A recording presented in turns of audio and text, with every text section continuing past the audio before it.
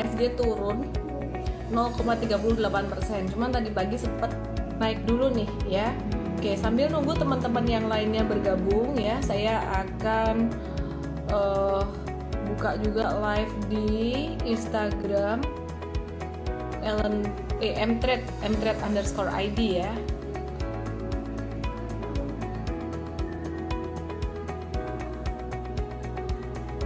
Halo, selamat malam semuanya. Please apa nih, belum komennya udah please aja.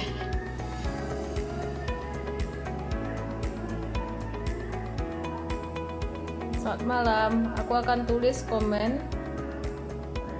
SODV besok hari Sabtu akan bahas tentang saham-saham third liner itu yay or nay, strategi tradingnya gimana. Kalau mau cuan banyak tapi resikonya nggak mau gede nih, resikonya mau dibatasi, itu gimana caranya? Aku tulis dulu komen di sini.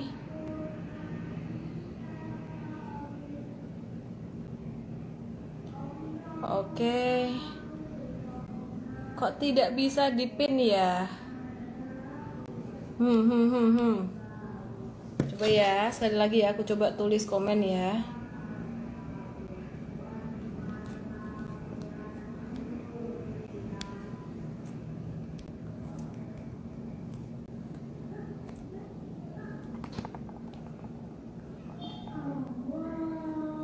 Ya, tidak bisa dipin. Oke lah teman-teman semuanya.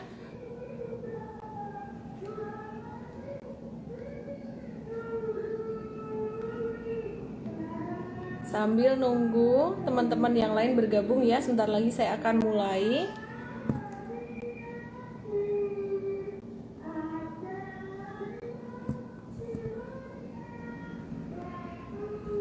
Halo teman-teman yang ada di Instagram Ellen May Official dan juga yang ada di Instagram mtrade_id ya. Jadi malam hari ini saya nge-live di dua Instagram nih ya, ada di mtrade_id dan juga di Ellen May Official.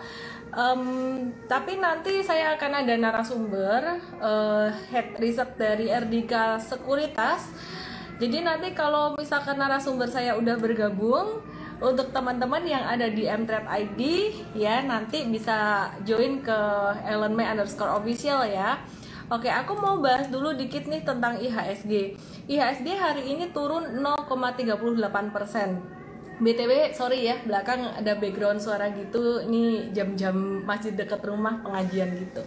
Oke, ya teman-teman, aku mau bahas dulu untuk IHSG. IHSG itu udah naik 12% dari tanggal 4 November, sekitaran 10-12%.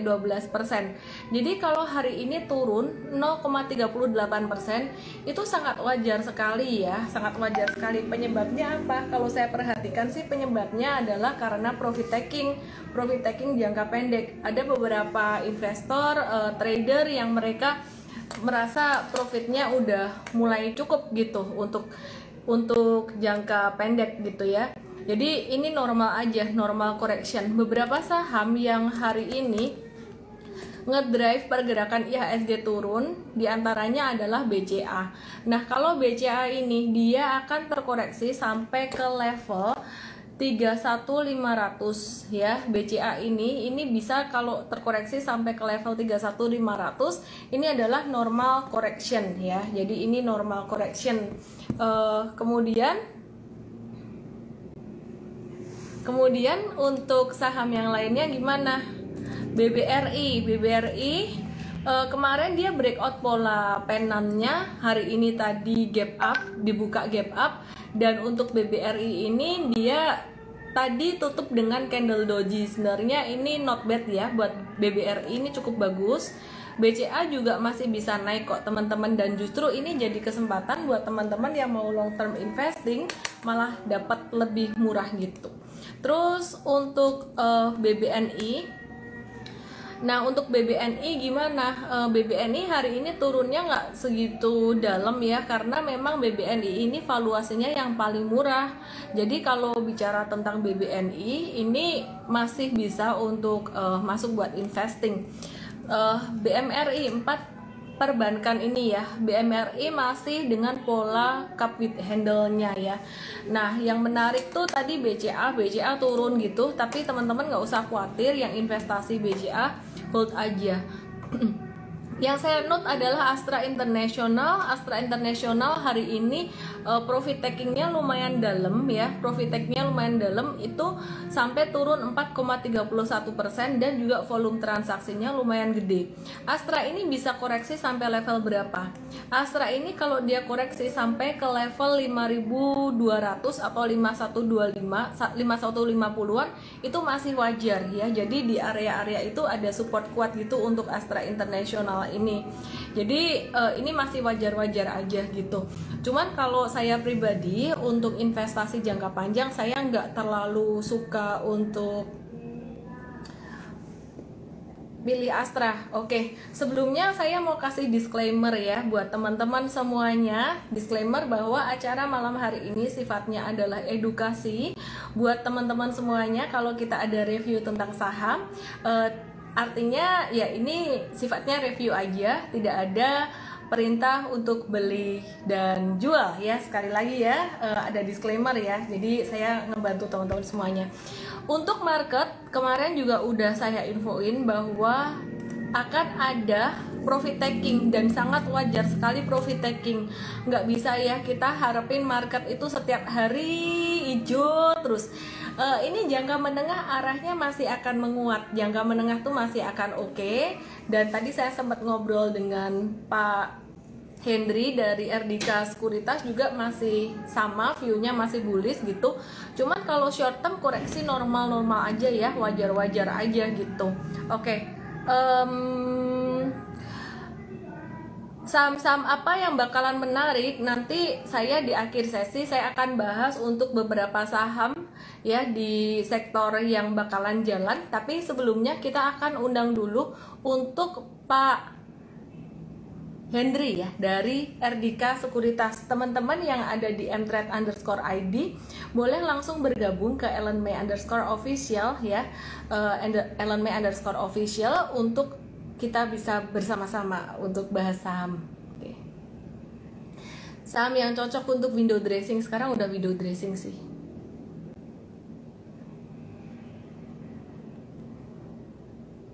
Saya akan invite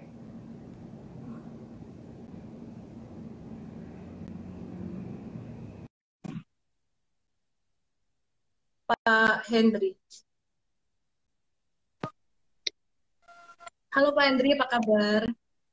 Halo, Michelle, baik kabarnya, Oke. luar biasa. Boleh perkenalkan diri dulu Pak, silakan. Halo semuanya, halo Michelle, halo teman-teman eh, di mana. Sebelumnya perkenalkan diri bahwa saya Hendri Widiantoro, Equity Research Analyst dari Adhika Sekuritas. Kurang lebih itu Oke. teman-teman semuanya di Oke. sini. Sebelum kita mulai sekali lagi, kita akan kasih Yap. disclaimer ya teman-teman semuanya. Acara malam hari ini sifatnya edukasi ya. Jadi membantu teman-teman semuanya dalam berinvestasi saham ya. Kalau misalkan belum berkesempatan masuk ke mtrade, ini ada yang gratisannya tiap hari meskipun end of day. Kalau mtrade kan real time. Nah, saya mau kasih satu disclaimer lagi bahwa Ellenmay Institute dan mtrade tidak ada kaitan manajemen, strategi bisnis atau apapun dengan RDK Elite Securities. Dua-duanya terpisah masing-masing. Jadi kita ketemu di sini untuk mengedukasi saja. Oke, langsung aja kita bahas nih. Kalau menurut Pak Henry, market bakalan gimana nih ya? Jadi udah naik tinggi gitu ya. Ada yang seneng karena profit taking, ada juga yang galau karena hari ini merah gitu ya. Maunya hijau terus. Kalau menurut Pak Henry gimana nih market? Oke, teman-teman semuanya, kalau menurut saya ini sebenarnya ini kalau kita lihat untuk koreksi hari ini sih sebenarnya lebih ke arah opportunity kalau kita lihat teman-teman semuanya. Opportunity karena apa? Karena kita lihat tren dari pergerakan ISG selama 2 hingga 3 minggu terakhir kan bullish sekali dari awal bulan November ini di situ. Nah, ketika suatu kenaikan suatu saham itu mengalami tren kenaikan terus-menerus dan belum terjadi koreksi sehat, saya rasa koreksi sehat itu wajar dan itu diperlukan. Apabila sudah terjadi koreksi sehat, kita nampak seharusnya harus lebih optimis untuk kembali mengakumulasi saham di situ. Karena kalau kita beli di market yang bullish terus tanpa ada koreksi sehat, itu perlu tanda tanya kita semuanya di situ. Takutnya bubble di situ kan. Nah, itulah menurut kita untuk sebenarnya untuk saat ini untuk pergerakan market yang tadi siang koreksi kurang lebih 0,38% setelah naik 1,2% tadi high-nya ya. Ini sebenarnya adalah suatu hal yang wajar di situ. Dan kita bisa cermati bersama bahwa ini bisa jadi bagian dari peluang yang bisa kita ambil nantinya.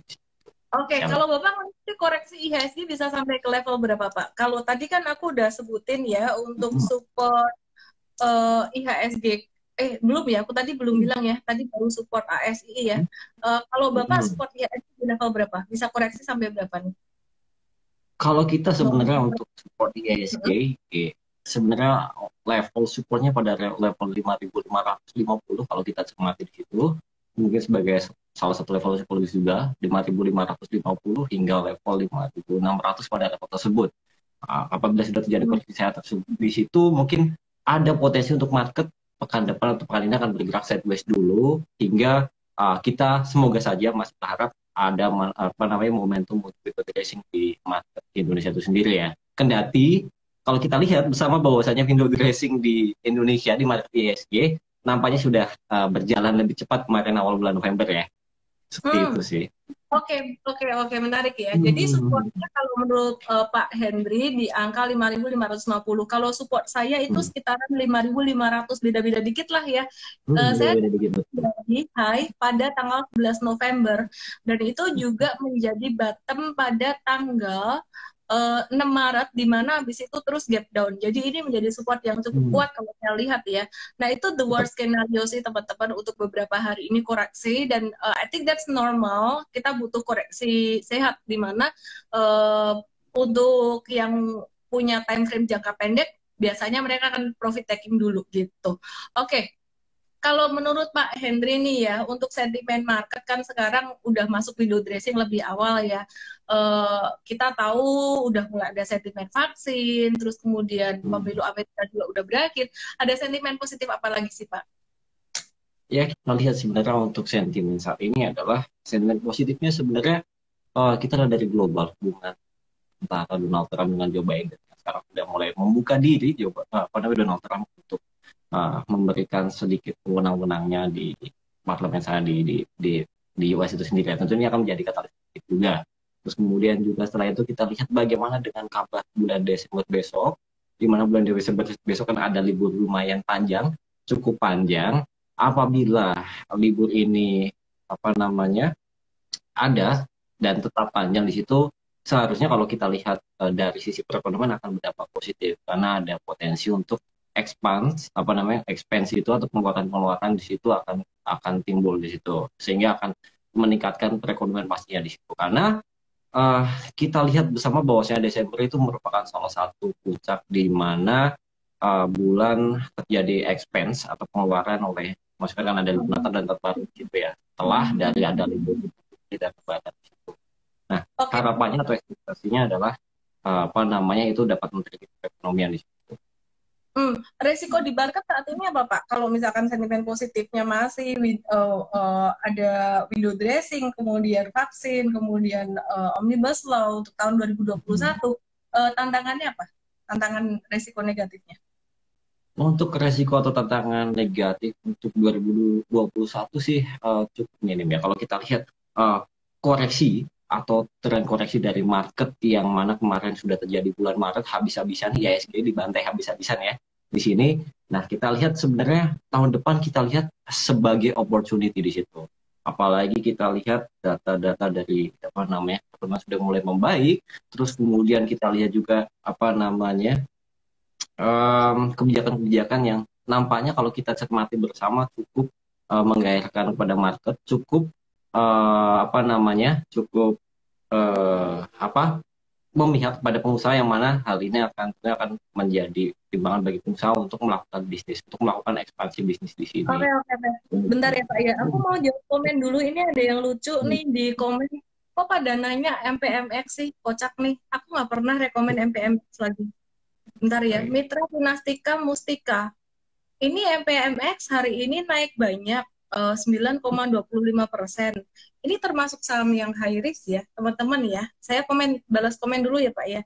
Pada penasaran. Siap. Masih bisa naik nggak? Masih bisa naik. Cuman kalau sampai ternyata ARB dan Anda nggak bisa jualan, ya itu resikonya untuk beli saham-saham yang likuiditasnya kecil gitu teman-teman. Jadi itu aku udah bahas ya. Yang penasaran dengan MPMX anyway, saat ini ada banyak yang fundamentally bagus dan lagi ada koreksi, artinya ada kesempatan kedua. Kenapa sih harus ambil saham-saham yang second liner kayak gini? Maksudnya bukan second liner lagi ya. Ini saham yang sebenarnya dia sebelum bulan November kemarin itu dia punya liquidity sangat kecil.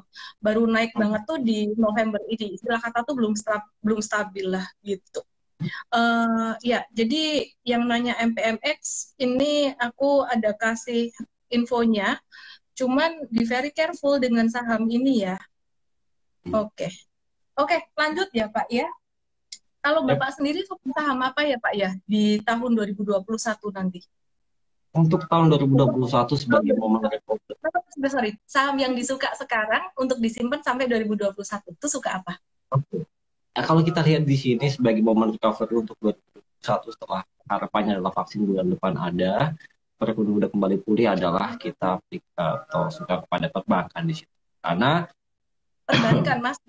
Betul, perbankan itu dari sisi indeks itu pergerakannya tercermin dari sektor perbankannya bagaimana. Apabila indeks naik, biasanya kurang lebih market drivernya adalah dari perbankan. Nah, kita lihat tren ISG. Udah tinggi nih Pak, kok masih suka perbankan? Nggak risiko ini kalau ada koreksi gitu Pak? Betul, kalau kita lihat memang in short term cukup tinggi, namun kita lihat time horizon yang lebih panjang, perbankan itu punya posisi kalau saya lihat di sini. Tapi tetap saja technical correction itu perlu ke level misalnya BBRI ke level 4.000 dan sebagainya. Nah, kita lihat outlook-nya ke depan kalau misalnya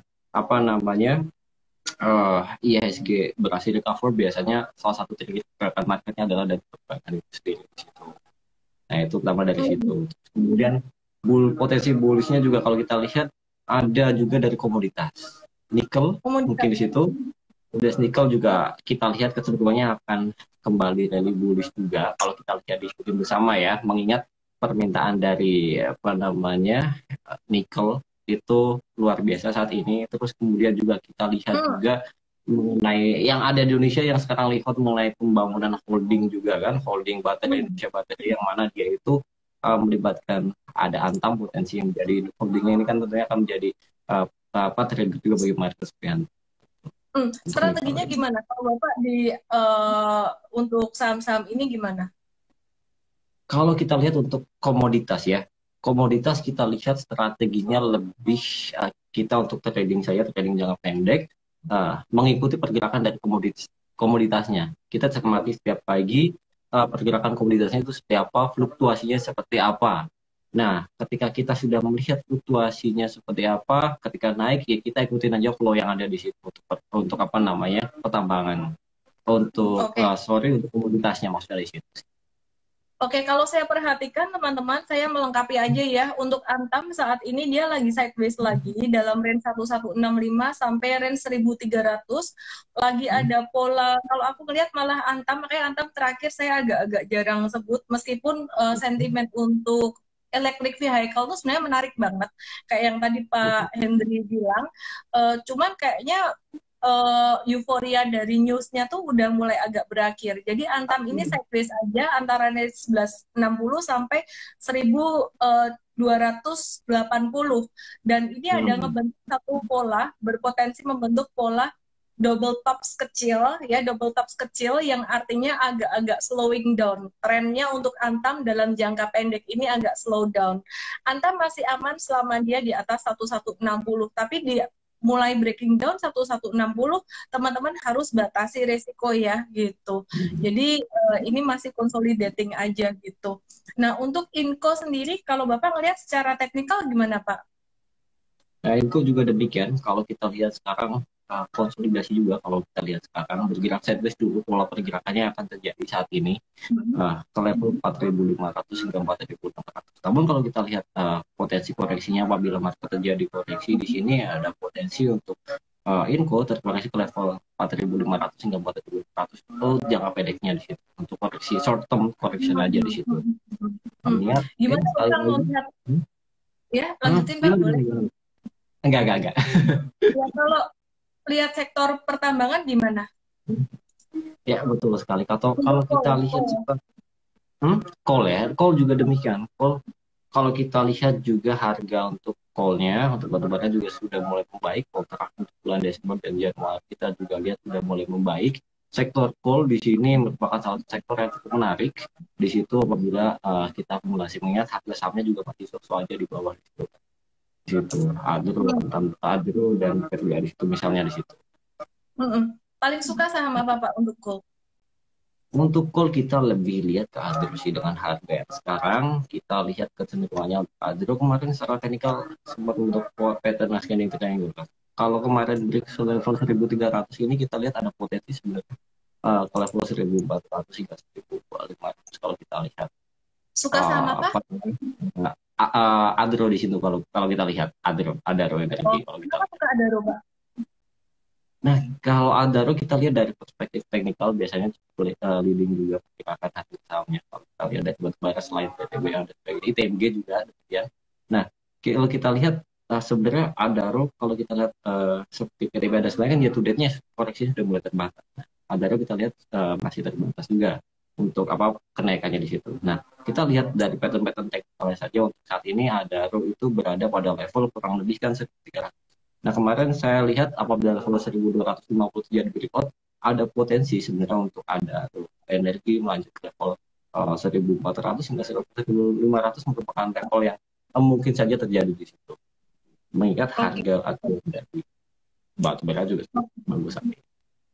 Oke, teman-teman yang mau nanya boleh tulis di kolom question ya, teman-teman. Masih terkait dengan coal, dengan industri komoditas ya. Kalau saya pribadi, MTrade saat ini lagi masih nge-hold beberapa saham, ada yang udah profit taking juga. Kemarin PTBA kita udah profit taking. Kita masih hold untuk Indi ya. Indi itu kita masih hold, profitnya juga udah 2 digit. Saya nggak hafal berapa, harus cek dulu. Let me check untuk Indi.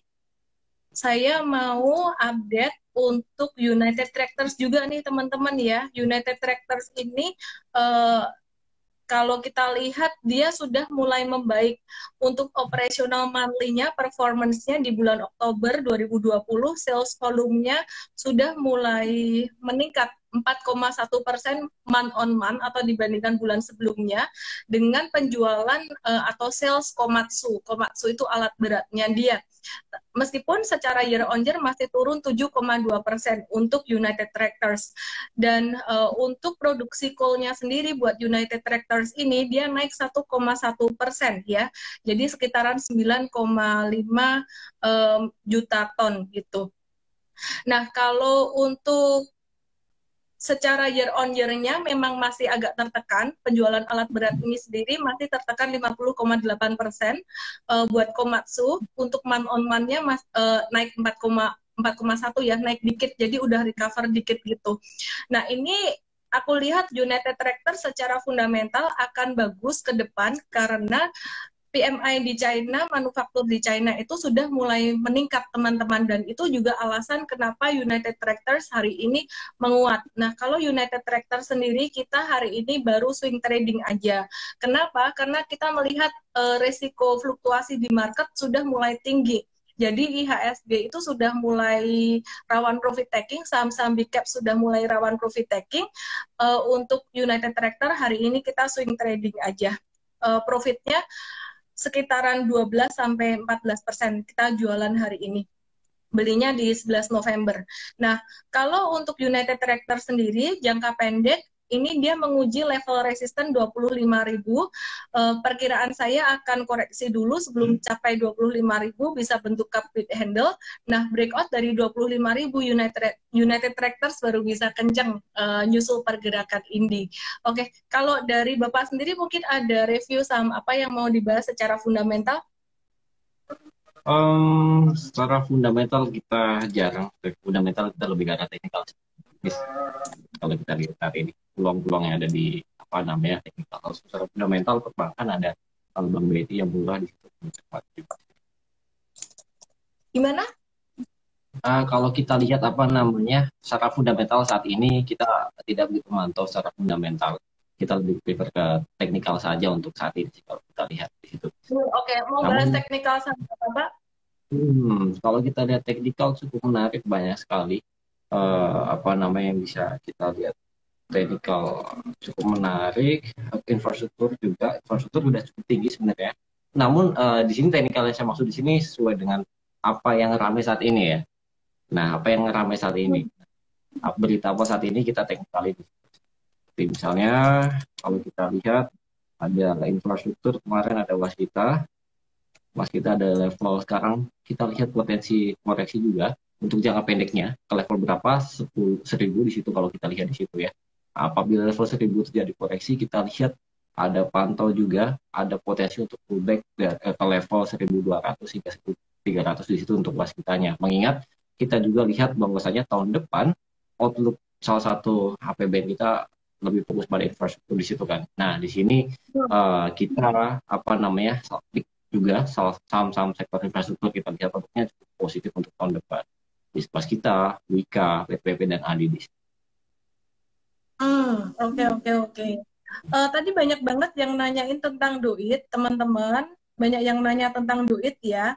Kalau duit ini, aku perhatiin secara teknikal, ini dia lagi uji resisten 300, 2 hari ini mau breakout dan volumenya tinggi, tapi ini gagal breakout. Perkiraan aku justru akan lebih bagus kalau turun dulu nih, malah yang nyangkuters dari 25 Agustus sampai 28 Agustus, kemudian 11 Agustus tuh ada high tepat di level 300, mereka kemungkinan akan buang-buang dulu. Jadi ketika aku ngobrol dengan beberapa teman aku, mereka yang sempat punya barang tinggi, bukan cuma duit, saat ini tuh dikasih kesempatan buat mereka kayak mengurangi muatan dulu gitu. Nah, kalau duit sendiri ini dia secara bisnisnya lebih banyak tentang kontraktor untuk batu bara. Nah, apakah akan terdampak positif juga dengan kondisi perekonomian di China dan manufaktur di China yang sudah membaik? Untuk duit ini juga sangat terpengaruh, teman-teman ya, secara tren juga sudah sangat baik gitu. Oke. Ada lagi yang mau dibahas, Pak? Ada saham apa lagi? Oh, gitu sih kita lihat mungkin peluang-peluang tahun depan lebih ke arah infrastruktur aja sih. Komoditas minyak juga perlu cermati juga mengingat apa namanya. Energy Information Agency juga kemarin stok supply-nya juga terbatas saat ini. Nah, itu juga akan menjadi katalis positif juga untuk minyak gitu ya. Kendati kalau kita lihat harga acuan apa namanya harga minyaknya naik terus, namun harga sahamnya juga naik juga. Namun kalau kita lihat secara teknikal sudah begitu tinggi sih. Kita tunggu untuk saham-saham minyak seperti Elsa maupun Medco untuk terjadi correction di situ. Masih kita tunggu di situ. Untuk Elsa saja kita tunggu 280 mungkin pada level tersebut ya, cukup menarik. Diakumulasi kembali di situ. Oke, buat teman-teman semuanya yang tadi ada sempat nanya untuk Indi juga ya, Indi ini juga masih menarik, short term rawan banget profit taking. Buat teman-teman yang swing trader yang nggak siap dengan koreksi, untuk Indi ini boleh profit taking dulu ya. Jadi kalau teman-teman yang siap dengan koreksi nggak apa-apa, kalau mau ngikut kita ya super trader yang nggak siap boleh profit taking dulu untuk Indinya. Nah kemudian selain itu, aku mau bahas buat sektor properti juga nih. Jadi aku baru aja baca tentang CTRA, Ciputra ya. Ciputra ini net profitnya pada kuartal 3 2020 itu memang masih minus secara year on year. Year on year itu minus 44%, tapi secara kuartalan itu sudah mulai membaik ya. Jadi revenue-nya untuk development ini secara QOQ itu udah naik 1% untuk development-nya gitu. Dan untuk gross margin-nya di 2020 ini sekitaran 43%. Jadi dia masih bisa untung sih, meskipun year on year-nya masih agak-agak stagnan gitu ya, masih melemah gitu. Untuk revenue-nya secara kuartalan dia naik 59% ya untuk investment propertinya gitu. Nah, jadi ini udah mulai ada tanda-tanda reversal gitu untuk CTRA secara teknikal dia juga udah mulai naik sih, udah mulai uptrend gitu teman-teman, dan ini dia udah stagnan selama beberapa hari dari 17 November sampai sekarang. Perkiraan aku untuk awal Desember nanti CTRA bisa breakout lagi, resistennya sekitar 940. Oke, mungkin ada saham properti yang mau dibahas, Pak? Properti ya, CTRA cukup menarik. Di situ kita lihat pas pola channelnya ada scanning trend di situ. Apabila terjadi break level 935 untuk CTRA, di situ kalau kita lihat, sorry 950 lebih tepatnya di situ, kita lihat CTRA juga masih ada potensi ke level berapa? Ke level memang tipis sih saat ini, level 1000 di situ terdekatnya. 990 hingga level 1000. Terus level selanjutnya apabila level 1000 tembus, ada potensi juga untuk CTRA kalau kita lihat ke level 1070 di situ. Nah, di situ kalau kita cermati untuk CTRA, setuju saya setuju. Oke. Ini aku juga mau update ya untuk Jasa Marga, teman-teman. Ini yang jarang saya bahas, beberapa saham yang jarang saya bahas. Ini agak-agak random ini ya hari ini bahas sahamnya. Jasa Marga ini secara teknikal udah agak mahal, udah mulai rawan profit taking banget.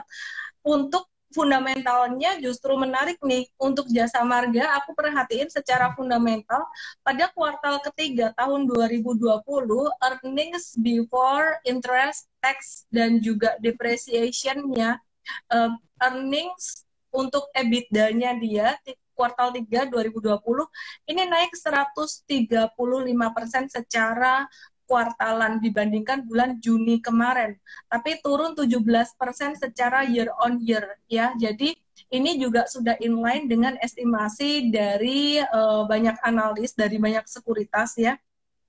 Untuk kuartal 4 2020 ini masih bisa meningkat untuk volumenya dia, untuk pendapatannya dia ya.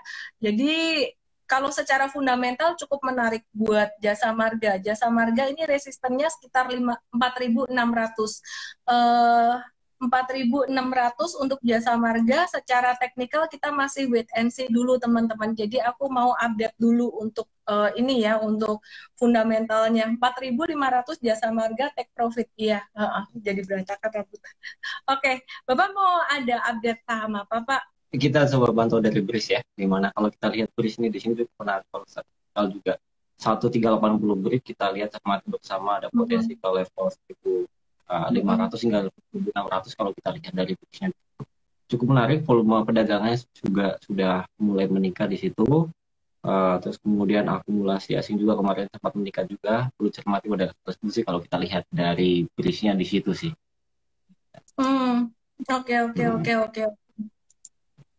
Oke. Bapak ada ini nggak insight untuk investor, mungkin tips-tips buat investor buat jangka pendek, jangka menengah, jangka panjang? Ya, kalau kita lihat untuk tips jangka pendek, kita lihat untuk saat ini sih lebih mengikuti dari tren asing saja dan aset manajemen belajar kemana di situ ya. Apabila biasanya kalau sektor perbankan saya sebut, sektor perbankan biasanya itu bergerak sesuai dengan pergerakan dari asing. Nah, kalau kita lihat memang belakangan ini seminggu hingga 2 minggu terakhir perbankan itu diakumulasi asing. Nah, diakumulasi asing, namun sudah seminggu hingga 2 minggu. Apakah asing akan jualan? Mungkin momentum untuk jangka pendek ini untuk pekan ini atau pekan depan asing akan koreksi di situ. Namun kalau kita cermati bersama setelah asing koreksi biasanya asing akan beli lagi, di mana ketika asing beli dengan jumlah signifikan biasanya pergerakan dari harga sahamnya juga, harga saham perbankan juga akan naik juga. Itu sih untuk short term dari perbankannya. Kalau short term komoditasnya kita lihat kita lebih mengikuti aja tren dari pergerakan harga komoditasnya bagaimana. Apabila pergerakan komoditas tersebut naik, biasanya kita implikasikan bisa ada korelasinya juga terhadap harga sahamnya kalau kita cermati juga di situ. Nah, seperti itu. Oke, thank you buat insight-insightnya. Bapak ada pesan-pesan nggak, tips buat teman-teman untuk yang investasi jangka panjang gitu? Oke, kalau investasi jangka panjang, kalau kita lihat untuk saat ini, sebenarnya untuk koreksi saat ini, setelah rally penguatannya 2 pekan hingga 3 pekan ini sangat signifikan, kalau jadi koreksi, tidak usah khawatir. Sebenarnya ini kita lihat bisa dijadikan sebagai opportunity atau peluang untuk mendapatkan harga saham yang apa namanya eh, lebih mantap aja di situ karena kita butuh koreksi sehat di situ. Apabila sudah terjadi koreksi sehat, nah, kita pasti tingkat keyakinannya itu lebih tinggi di situ untuk beli saham tersebut gitu kan. Kak. Apabila Oke. berbalik apabila apa namanya sahamnya itu rally terus menerus dan beli di harga situ, kita pasti ada kekhawatiran untuk profit taking di situ kalau kita. Oke, thank you ya Pak Henry ya dari Emika Sekuritas buat sharingnya malam hari ini. Salam profit Pak Henry, bye-bye. Teman-teman semuanya, aku masih akan ada bahas beberapa saham yang lain ya, yang banyak jadi pertanyaan dari teman-teman semuanya. Ini tadi banyak banget yang nanyain saham, jeng-jeng. Nanyakin saham apa ya? Lagi-lagi ini kenapa sih heran saya banyak saham yang nanya saham gorengan gitu ya. Ada yang suka MPMX tadi nanya terus, saya nggak tahu maksudnya gimana supaya saya rekomen atau gimana. Saya nggak akan rekomen ini karena likuiditas, karena alasan likuiditas, volatility-nya aja. Bisa nggak harga sahamnya naik? Bisa, bisa banget gitu ya. Oke, saya akan bahas untuk beberapa saham yang udah saya rekomen beberapa waktu yang lalu. Salah satunya adalah saham DMAS atau Pura Delta Lestari ya, Delta Mas ini merupakan perusahaan properti industrial yang paling besar kapitalisasinya ya, kapitalisasinya paling besar. Jadi hari ini dia breakout, kemarin juga sebenarnya udah breakout, hari ini volume transaksi lebih tinggi, tapi sore ditutup dengan candle doji, artinya breakoutnya nggak kuat. Untuk DMAS ini berpotensi untuk koreksi dikit sampai ke level 254 dan itu normal correction. Untuk jangka menengah masih akan naik buat teman-teman yang mau beli DMAS untuk simpen jangka menengah, ini dikasih kesempatan kalau koreksi lagi. Terus masih dari sektor properti, pada nanyain tentang BSDE, SMRA, CTRA, P1, ini dikasih kesempatan koreksi juga ya teman-teman ya, dan ini oke-oke aja buat short termnya. BSDE kalau koreksi sampai ke level 1000, ini pas banget kena di round number support dan MA 20-nya. Nah, untuk saham Waskita Karya saat ini, aku mau update untuk sektor konstruksi juga. Waskita Karya di kuartal ketiga tahun 2020 masih rugi. Kuartal ketiga tahun 2020 ini masih rugi ya. Revenue-nya dia turun 4% secara kuartalan dan minus 49% secara year on year. Ini yang akan bikin dia agak slow dulu geraknya untuk Waskita Karya ini. Untuk Waskita Karya ini saham-saham konstruksi kita ngelihat potensi turnaround story teman-teman ya. Jadi potensi turnaround story. Waskita akan ada koreksi jangka pendek sampai ke level 970-an, 950 sampai 970, and that's normal correction. Buat teman-teman yang nggak siap buat ngehold jangka menengah, jangka panjang, boleh profit taking dulu, boleh jualan dulu. Yang siap ngehold untuk jangka menengah, ya di hold aja. Dan mesti siap koreksi gitu. Oke, ada yang nanya tentang GIAA. GIAA gimana? GIAA tadi aku ada baca satu riset tentang GIAA. GIAA ini sebenarnya intinya sih dia lagi dapat sentimen positif dari bantuan pemerintah ya. Mandatory convertible bond sekitar 8,5 triliun rupiah. Nah, kalau GIA sendiri ini sangat sensitif banget terdampak positif dengan berita Pfizer vaksin dan juga Moderna vaksin. Jadi ini udah naik 63% nih, lebih sejak 6 November kemarin. Nah, kalau untuk investasi ini masih agak spekulatif. Kenapa?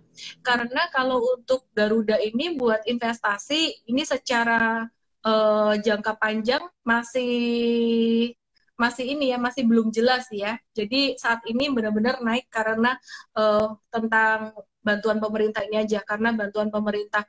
Soda seperti GIAA yang masih akan terdampak positif karena ada bantuan dari pemerintah, salah satunya adalah KRAS ya. dalam beberapa hari ini masih akan ada potensi untuk koreksi sampai 412, tapi jangka menengahnya dia masih bisa menguat gitu. Nah, untuk GIA dan KRAS termasuk dua saham yang geraknya lumayan labil, lumayan cepat gitu. Nanti hari Sabtu aku akan bahas untuk saham-saham yang lain, saham-saham yang lapis 2, lapis 3 gitu. Oke, GIA termasuk high risk untuk gerakannya, volatility-nya lumayan tinggi. Buat GIAA sendiri, kemarin aku ada sempat bilang dia bisa koreksi sekitar 350, 360-an gitu. Jadi yang trading bisa profit taking dulu.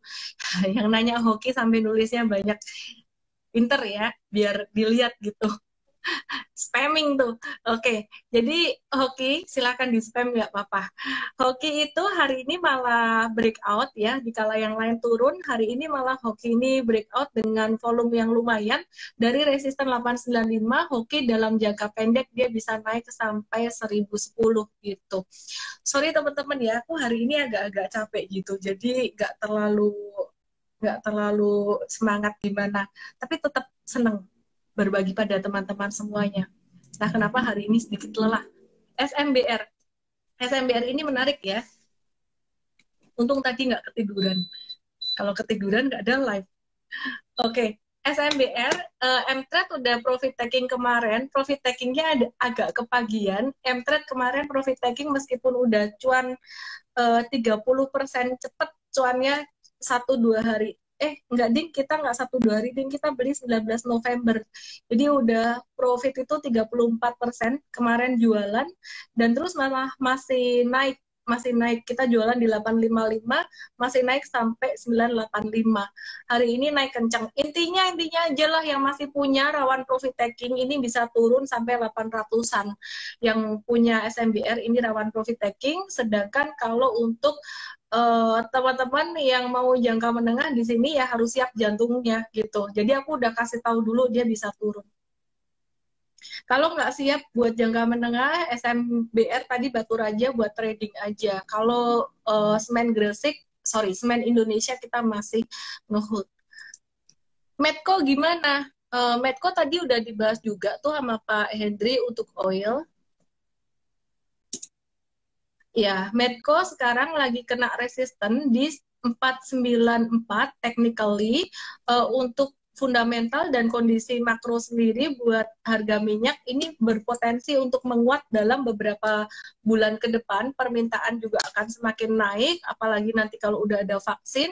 Untuk produksi oil sendiri juga udah agak bertambah ya, tapi nggak terlalu kencang.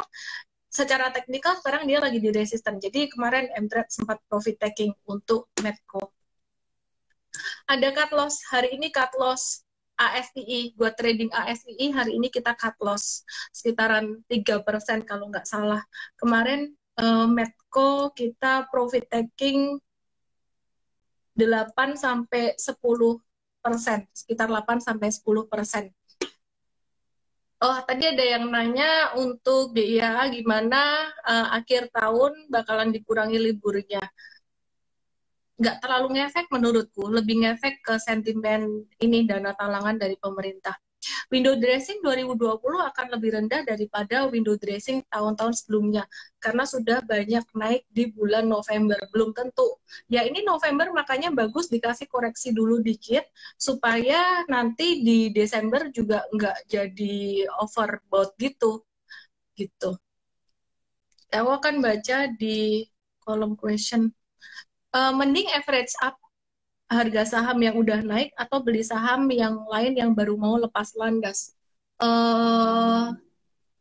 Tergantung money managementnya. Kalau di dalam satu saham ya, jadi plannya kalau satu saham itu misalkan mau punya 25%, misalkan punya BNI 25%, ternyata sudah mencapai 25%, ya better saham yang lain. Jadi kalau ditanya boleh beli lagi atau enggak, aku akan arahin untuk melihat jumlah sahamnya dulu gitu.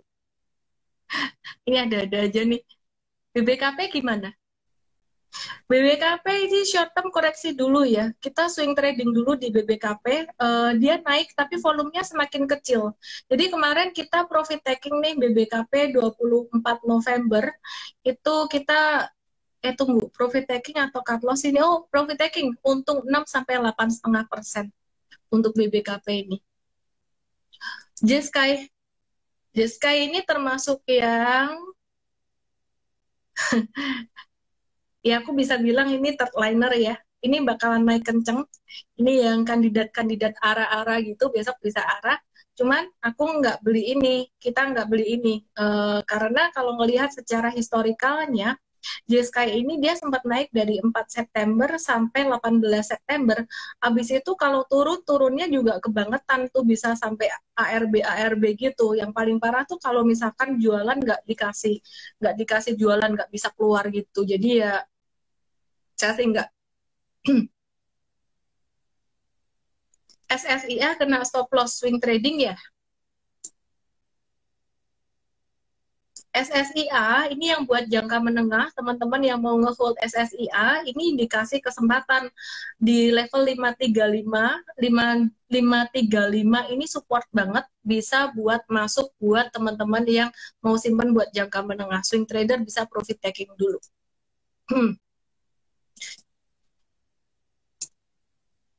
IMAS, wah hari ini IMASnya naik kenceng ya.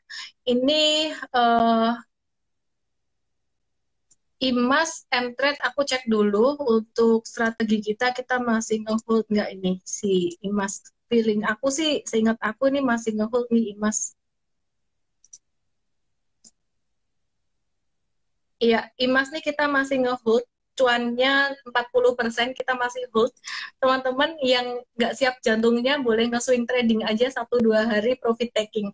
Tapi kalau IMAS kita belinya udah lama, udah 11 November kemarin ya, jadi benar-benar masih di stage 1, kita masih hold. Kenapa? Alasannya karena bantalan profitnya banyak gitu. Kalau bantalan profitnya kecil, profitnya masih tipis ya kita akan profit takingnya cepat gitu.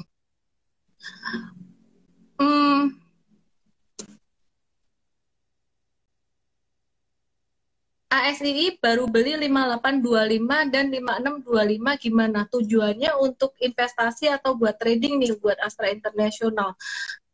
Kalau tujuannya buat trading, hari ini M-Trade kena stop loss ya. Satu stop loss ini banyak profit taking, tapi hari ini ada satu stop loss untuk Astra International, kita beli 57 sampai 58. Alasannya waktu itu dapat support MA20 gitu. Ternyata dia gagal dan hari ini jatuh dengan volume tinggi. Jadi kita hari ini cut loss-nya 1-3%.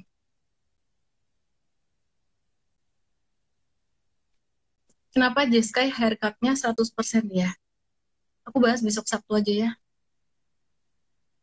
Kenapa Jumat saham cenderung turun? Nggak lagi. Itu kalau hari Jumat nggak selalu turun kayak gitu, tergantung. Nanti kalau Jumatnya di Desember banyak naiknya juga gitu. Mau join M-Trade ke emtrade.id, mtrade.id. Berapa persentase cash yang harus ada sekarang? Desember crash kah? Pertanyaan bagus. Kalau cash buat investasi, tujuannya investasi 6 bulan ke depan sampai 1 tahun ke depan, justru aku udah hampir 100% masuk gitu. Ya, jadi udah hampir 100% masuk. Kalau buat trading lain cerita. Kalau buat trading hari ini banyak yang saya bilang untuk profit taking, jualan-jualan dulu. Kenapa perlu cut loss? Karena tidak semua saham itu bisa bergerak sesuai dengan apa yang kita analisis. Meskipun kita lihat secara fundamental begini, secara teknikal begitu, nanti kalau tiba-tiba terjadi sesuatu yang di luar perkiraan, kondisi berubah, contohnya the worst scenario, misalkan nih ya, Amerika lockdown, terus Joe Biden nggak jadi kasih stimulus, nah itu udah pasti jatuh gitu. Nah kalau jatuh kayak gitu, itu perlu trader cut loss, sedangkan kalau investor ya berarti mengurangi posisi. Kenapa? Kita bisa dapat lagi untuk harga yang lebih murah. Tapi kayaknya itu saya berkhayal-khayal aja, nggak usah terlalu dipikirin. Oke, teman-teman aku mau kasih untuk Antam gimana? Antam aku sih agak-agak hati-hati dulu ya untuk Antam. Karena buat Antamnya aku lihat ada pola double tops gitu. LPPF dan RALS gimana? secara fundamental RALS lebih kuat ya. Kalau untuk LPPF hari ini kita profit taking, kita sempat beli waktu itu di 17 November 925 sampai 980. Kita udah profit taking 33 sampai 34% hari ini. Alasannya si LPPF ini udah deket banget dengan resistance 1300 sampai 1400-an gitu. Jangka menengah dia masih bisa naik, cuman agak-agak berisiko. Saham ini termasuk agak-agak risky gitu. Buat RALS itu lebih bagus secara fundamental. RALS kalau yang mau hold jangka menengah masih bisa ya. Oke. Asri, apa kabar? Asri sekarang lagi ngebentuk pola flag, pola pennant gitu. Buat yang super trader kita masih hold sih buat super trader ya. Buat swing trader profit taking dulu aja, nanti kalau breakout masuk lagi atau kalau aktif masuk lagi. Mirip juga dengan APLN 2 ini lagi ngebentuk pola flag. Jadi teman-teman yang enggak di APLN enggak flag, Asri yang bentuknya flag. Jadi teman-teman yang mau masuk saham-saham properti konstruksi, terutama properti ya, ini dikasih diskon dalam beberapa hari ini. Bakalan kasih diskon. SMRA juga kasih diskon, CTRA juga bakalan dikasih diskon. CTRA kalau mau nunggu diskon sekitaran 870-an. Oke, itu aja ya teman-teman ya. Terima kasih buat semuanya yang udah nonton. Aku ngantuk banget malam hari ini. Oke, aku kasih giveaway ya buat teman-teman semuanya ya. Aku kasih giveaway. Giveaway-nya 5 aja. Untuk 7 hari bisa gabung Mtrade ya. Jadi Mtrade ini layanan edukasi, ada rekomendasi juga, dan bisa tanya jawab saham. Jadi teman-teman bisa dapat update-nya. Nanti kita lagi testing ini, hopefully nanti Januari itu udah bisa rilis untuk Mtrade versi 2 dengan all user interface dan user experience yang baru. Giveaway malam hari ini adalah support IHSG di level berapa? Tadi saya udah bilang support IHSG di level berapa? IHSG berpotensi terkoreksi. Kalau terkoreksi, supportnya di level berapa? Thomas Tanama, Mary Chandra, Good Stuff 272, Andriani Cintia, dan Donat S. Kinalang ya.